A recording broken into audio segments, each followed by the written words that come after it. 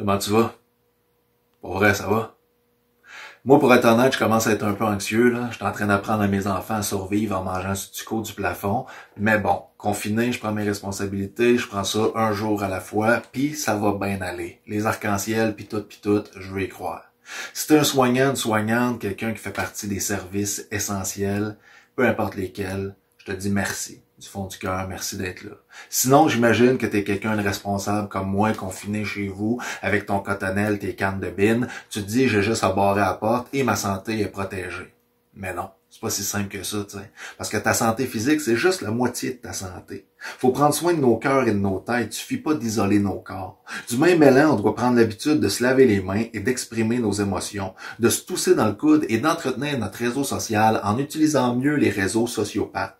À quoi ça sert de se préserver le corps si on sort de cette crise aliénée de nous-mêmes, des problèmes plein le crâne avec des tocs de lavage en se gargarisant au purel à journée longue? Tu me suis? Tendre vers une bonne santé mentale, c'est bon pour tout le monde, même pour toi.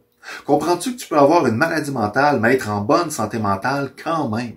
Comme tu peux avoir aucun diagnostic mais être en très mauvaise santé mentale. Je te fais un parallèle. Le gars qui est handicapé est diagnostiqué bipolaire par-dessus le marché, mais qui a une hygiène de vie A1, qui se regarde aller, qui fait ses suivis, s'épanouit en amour, écrit des haïkus transcendants et fait les Jeux paralympiques, il est en excellente santé.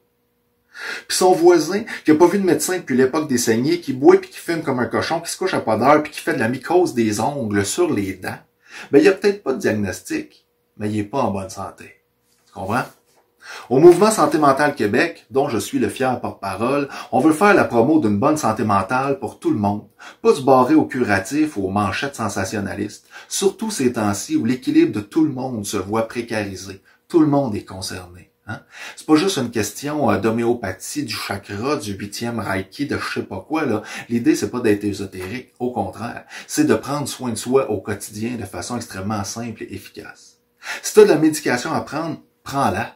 Si tu sors de dépression, mais qu'il te reste des doses à prendre, va jusqu'au fond du pot, mon chum, parce que c'est pas Céline Galipo qui va te remonter le moral à soir. Who knew? Puis si t'es du genre paranoïaque, psychose et délire de persécution, évite donc Internet pour une couple de jours, tu sais. Les sites conspirationnistes, ils seront encore là dans 2 mois, rien ne presse. Ces jours-ci, tu risques de partir sur une page de pangolin pour te retrouver avec des vidéos de reptiliens qui sniffent des chemtrails sur le dos d'un Illuminati du Parti républicain de la planète Saturne. Tu veux pas ça, puis je te parle même pas des théories de notre voisin Donald. Laisse ton ordi fermé.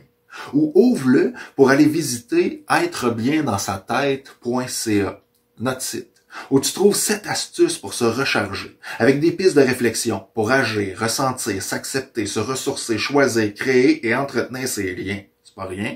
Plein d'outils pour tout le monde, des individus au milieu de travail en passant par les organismes.